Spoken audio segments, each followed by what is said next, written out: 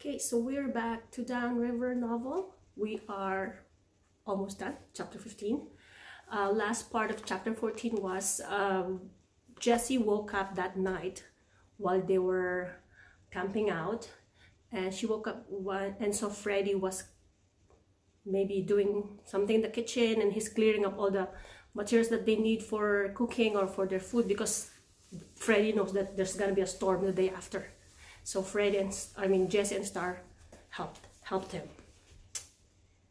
Okay, so chapter 15.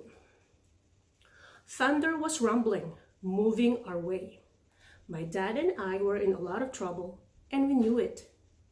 We were way above the tree line, trying to get over a pass as the clouds were turning black and the wind began to blow. "Can we turn back?" I pleaded, but he answered almost desperately, "It's too late now." And I kept climbing with giant strides. I struggled to keep up, but I couldn't. Lightning started snapping and the thunder shook the mountains. Suddenly, the swirling clouds dropped, and my dad was disappearing into the mist. "Dad," I called, "wait up, wait for me."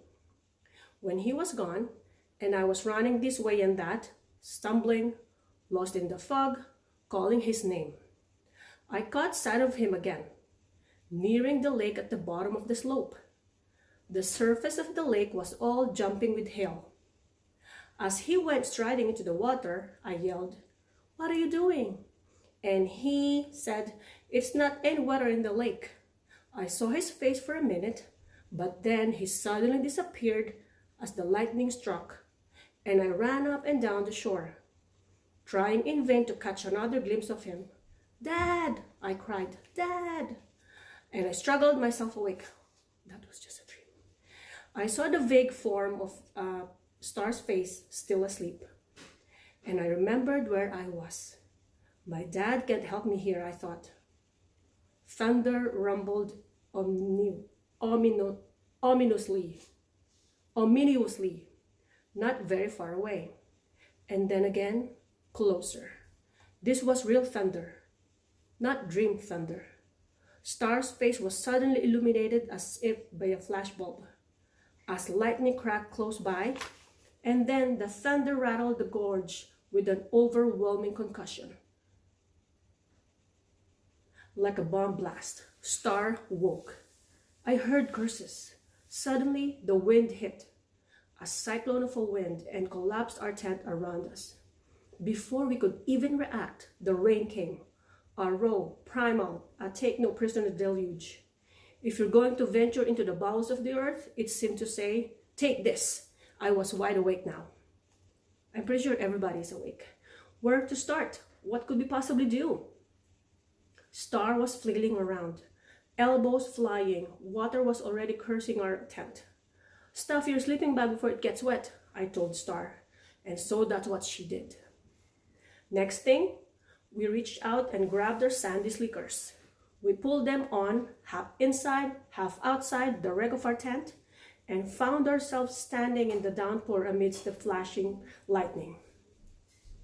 In the earliest light of pre-dawn, punctuated by the brilliant strobes of lightning, the innumerable jagged facets of the gorge was glistening like slick knives. Immediately behind our camp, sudden waterfalls were spilling off the black rock, and streams were running everywhere through camp. I saw a form running and recognized Freddie. He grabbed a rocket box that was being swept down the creek that was suddenly running through the middle of our camp.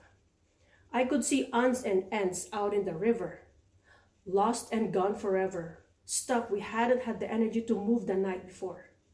Troy and Pug were standing on the far side of the wash, which was running almost hip deep.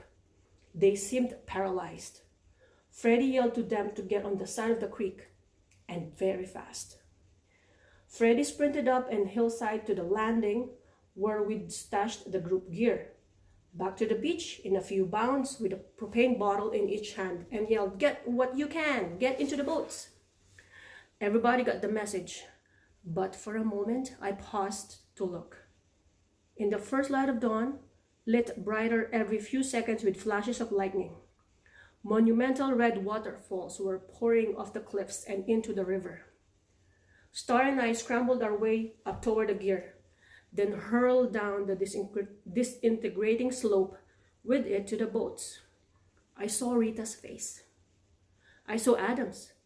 Everybody was working now in an amazing display of what can be done in almost no time by people who are scared out of their minds. I mean, who wouldn't be scared of this thing, right? Troy and Pug were in the boats catching gear, and the rest of us were making as many trips as we could. What little beach there had been washed away before our eyes. Rocks were starting to tumble down among us, some as big as basketballs. "Let's get out of here," Rita yelled. Then I heard a sound I'll never forget and likely never hear again. The low grinding of boulders tumbling down the wash.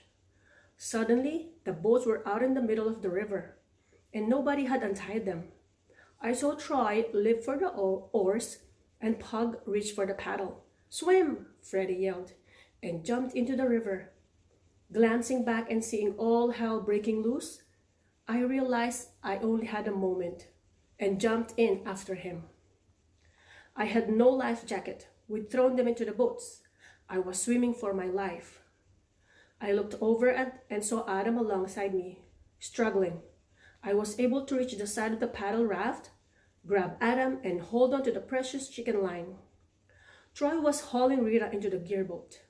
Fred and Pug helped Adam and me into the paddle raft. I looked back to shore. The side stream was huge by now, flushing at high speed out of the steep draw and occupying of all what had been camp. Even above the rain, I could hear the grinding of the boulders. Star, I realized. "Oh my God, where's Star?" It didn't matter how many times we double-checked. She wasn't in either of the boats. She was just gone. And I had promised I wouldn't let her out of my sight. "We've done it now," I cried. Anybody see her get off the shore?" Troy asked. No one had seen her. Numb, we floated on the murky light. As the awareness of our loss grew and grew, no one could speak. All was black. Rita couldn't resist. From right there in the front of Troy's boat, she turned around to Troy and said, "Freddie told you not to camp here." "Shut up, Rita," Troy said wearily. "Yeah, well now, Star's probably dead." He took an oar off its pin, swung it, and swatted her off the front of his boat and into the river.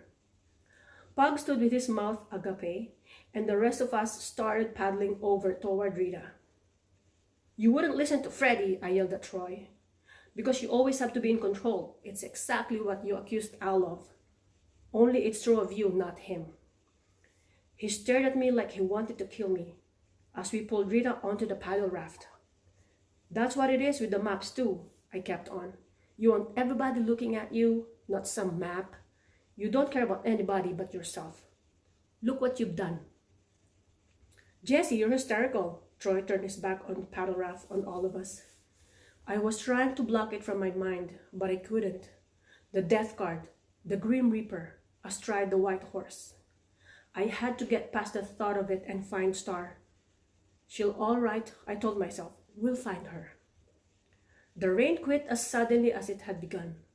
Shivering, we made for a rocky shore and tied up, then mechanically began to stowing away on the boats.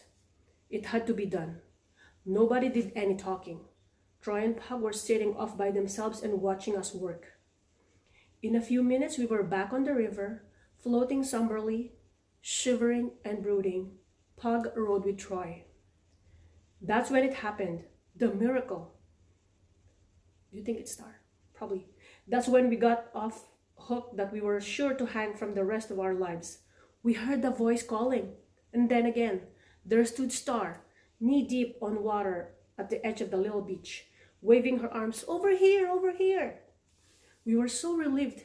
We swam all over her, everyone trying to hug her at once, except for Troy, who was off to the side doing his best to look vindicated. "Hope and inspiration, Jesse," she whispered weakly. I kept thinking I could choose to live, and I did. I put my arms around her and walked her over to a spot where we could sit down. Rita brought over a sleeping bag to use like a blanket. Star was in a daze. Adam came over and sat by her. They had both been through it. They both almost died.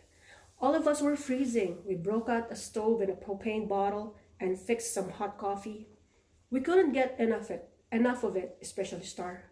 "Hey Adam," Rita hollered. "Got any jokes? Give us some." "Actually, Rita, I'm wondering about something." Adam reached into his soggy day pack and pulled out his blue soap dish. It was dripping water as he held it out. Adam unfastened the lid and then carefully opened it from the both sides. The scorpion was sloshing around in a quarter-inch of water, which Adam poured off. Back on dry plastic, the scorpion raised its tail and squared off. "Hardy little booger," Adam said. Bob was looking over his shoulder. "Is he still alive? Let me see him." Adam snapped the lid shut and put the case back in his day pack. He was awfully subdued, and had been since the day before. I'm sure his shoulder was still plenty sore, and having to swim again this morning couldn't have helped. After changing into whatever dry cold clothes we could find, we got back on the river. We were almost as quiet as we had been before finding Star. We broke out of the gorge as the clouds began to lift, and shafts of light illuminated the full width of the Grand Canyon. Falling to temples, butts, spires, and messes floating like islands among dissolving and regathering clouds. In places we could see all the way from the river to the forest on the north of the rim, its tall trees cloaked with fresh snow. Here was the Grand Canyon I'd always pictured, only glowing with more color than I could have imagined. 2 rainbows appeared, seeming to draw their hues from the multicolored formations of stone, the gold clouds, purple clouds, and the blue sky. I was at the back of the boat, close to Freddie. I said, "It couldn't be more different from this morning." He smiled and said, "Same old friends, the wind and the rain." Another world, I thought. Freddie really lives in another world. Okay, I'm going to do a second part of chapter 15.